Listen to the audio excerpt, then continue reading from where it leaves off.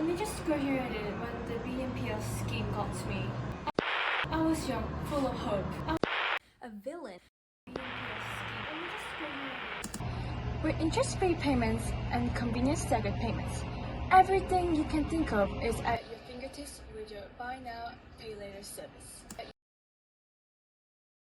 There's a lot of debate about buy now, pay later services. Are they evil? A scam? Or the solution to all your financial troubles? It's complicated. And of course, everyone's going to have a different experience.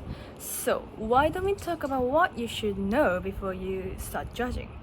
Buy now, pay later is a system of purchasing goods that lets you take them home after an initial deposit and then pay for them in smaller installments over time.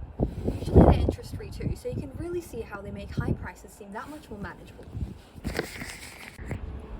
Among us, the most popular BNPL providers in Australia are Afterpay, Klarna, and Zip. They each operate slightly differently, but are essentially the same thing. People may use buy now, pay later for all sorts of reasons, with 64% spending on clothing. Or luxury items. That's your mum's. Some buy household appliances. And some even necessities like food.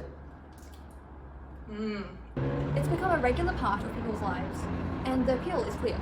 Of course, systems like BNPL are going to have some issues. Fun fact, 41.6% of all buy now, pay later users are 18 to 35 years old. That's relatively young. That would make them Gen Z or millennials, who are kind of notorious for questionable financial decisions. Jokes aside, there's evidence that suggests why this matters. Those aged 15 to 24 years have been found to have the lowest financial literacy rate, which you can imagine causes some issues. Keep that in mind as we look at the ways buy now, pay later creates financial stress for many. Using buy now, pay later can make buy unnecessary things so much more appealing. One way this happens is the deals and discounts offered when you use any buy now, pay later service to make a purchase. Also, who wouldn't want to take a $100 feather home only for $25? Often, it makes people forget they still have to pay the full amount. In fact, 57% of BNPL users in a survey reported regretting their purchase because it was too expensive. Yeah, of course, you can pay the fee next week. You don't even need to overspend on extravagant goods to face financial trouble.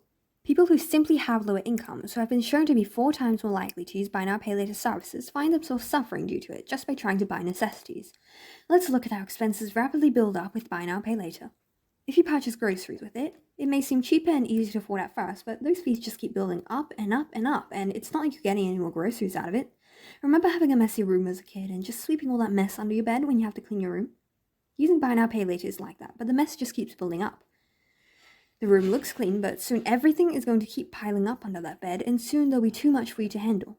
That's the story of overcommitment, one that is told so many times in so many different forms around the world. And don't forget about the hidden costs of each provider, which vary, so be aware.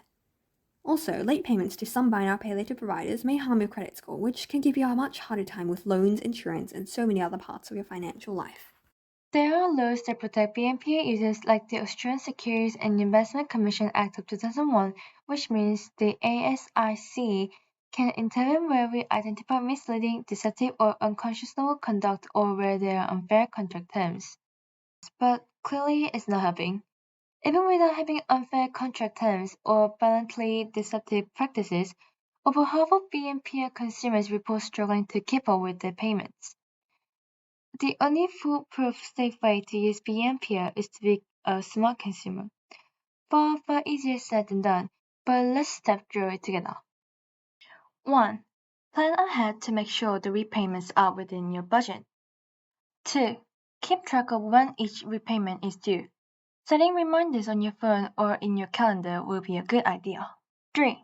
Stop spending if things start to get out of hand and concentrate on repaying current purchases. And lastly, ask for help if you are having trouble making repayments. Let me list some helpful hands for consumers. You can call the National Debt Helpline, where professional financial counselors provide advice, or you can visit their website. You can also have a look at ASIC website, which provides information about managing debt.